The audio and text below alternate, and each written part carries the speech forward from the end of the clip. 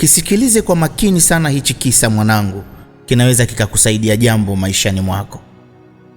Kuna mji mmoja, mfalme alitaka kumwozesha binti yake, lakini alitaka kumwozesha binti yake kwa kijana mkakamavu sana.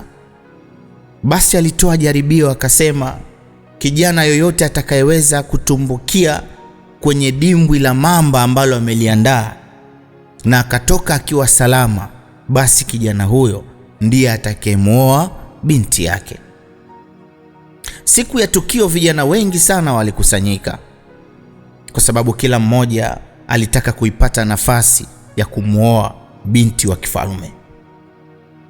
Lakini wengi walikuwa wakitamani hiyo nafasi, ila uoga na wasiwasi uliwajaa. Basi wakati wamekaa wakionyeshwa lile jaribio, haya yaulizwa nani wa kwanza kutumbukia ili tuone atakayeweza kumuoa binti mfalme, kila kijana asita. Kijana mmoja alikuwa na hasira na mwenzake, yani walikuwa na nini wanasema, siku hizi wanasema bifu, ama alikuwa na kisasi na mwenzake. Kwa hiyo wakati watu pale wamekaa wakisubiria nani aanze, basi yule kijana mwenye chuki na mwenzie akamsukuma mwenzake atumbukie kwenye lile dimbwi la mamba.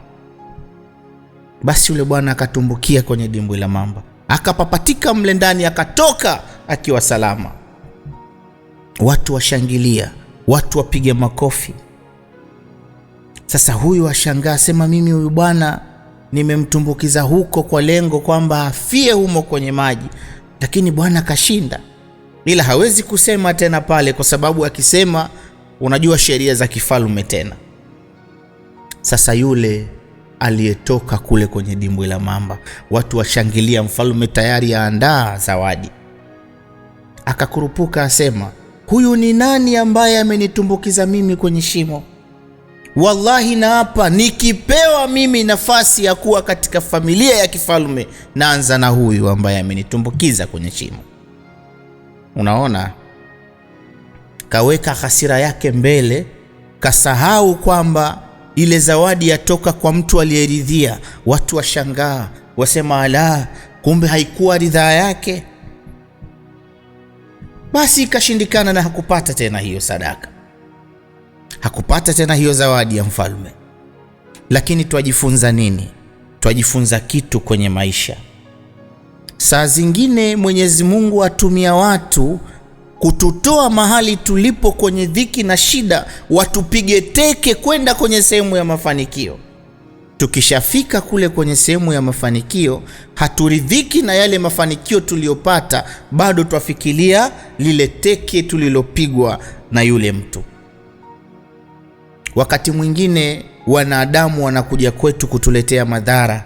Mtu akufanyia fitina kazini, wakati mwingine mtu akuharibia katika mahali pako pa kazi, lakini Mungu kakuandalia mahali pazuri. Wakati waenda kupata mahali pazuri, kile tena unachokipata kizuri wataka kukitumia kuja kumharibia huyu, kumrudishia lile teke alilokupiga. Kwa hiyo nini twajifunza?